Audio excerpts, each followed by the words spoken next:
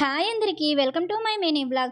ఈరోజు ఎంతో టేస్టీ అయిన ఎగ్ మునక్కాడల గ్రేవీ కర్రీని ఎలా చేసుకున్నానో చూపిస్తాను. ఎప్పుడు రెగ్యులర్గా ఎగ్ మునక్కాడల పులుసులా కాకుండా మంచి గ్రేవీతో కర్రీ అన్నంలోకైనా చపాతీలోకైనా టేస్ట్ చాలా బాగుంటుంది. ఒక మిక్సీ బౌల్లో ఆనియన్స్, టమాటో, పచ్చిమిర్చి, అల్లం, వెల్లుల్లి, నువ్వులు వేసుకున్నా. నువ్వులు వేయడం వల్ల కర్రీ టేస్ట్ చాలా బాగుంటుంది. అన్నీ వేసి మిక్సీ పట్టుకున్నాను. స్టవ్ పైన కడాయి పెట్టి ఆయిల్ వేసా. ఆయిల్ హీట్ అయ్యాక కొద్దిగా పసుపు వేసి బాయిల్డ్ ఎగ్స్ వేసి ఫ్రై చేసుకున్నాను. ఎగ్స్ ఫ్రై అయ్యాక ఒక ప్లేట్లో తీసుకొని అదే ఆయిల్లో చిన్నగా కట్ చేసి పెట్టుకున్న మునక్కాడ ముక్కలు వేసుకొని ఫ్రై చేసుకున్నా. అవి కొద్దిగా ఫ్రై అయ్యాక మిక్సీ పట్టుకున్న పేస్ట్ని అయితే వేసేసా. ఒకసారి కలుపుకొని అందులో టేస్ట్కి తగ్గట్టు సాల్ట్ వేసి మూత పెట్టుకొని మధ్య మధ్యలో కలుపుతూ మూత పెట్టుకుంటూ ఆయిల్ సపరేట్ అయ్యేంత వరకు ఫ్రై చేశాను.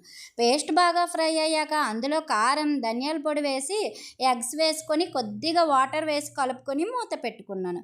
ఒక 5 మినిట్స్ మీడియం ఫ్లేమ్లో ఉడికించి స్టవ్ ఆఫ్ చేసుకున్నా. అంతే, ఎంతో టేస్టీ అయిన ఎగ్ మునక్కాడల గ్రేవీ కర్రీ రెడీ. మీకు నచ్చిందా? నచ్చితే లైక్ చేసి సబ్స్క్రైబ్ చేయండి.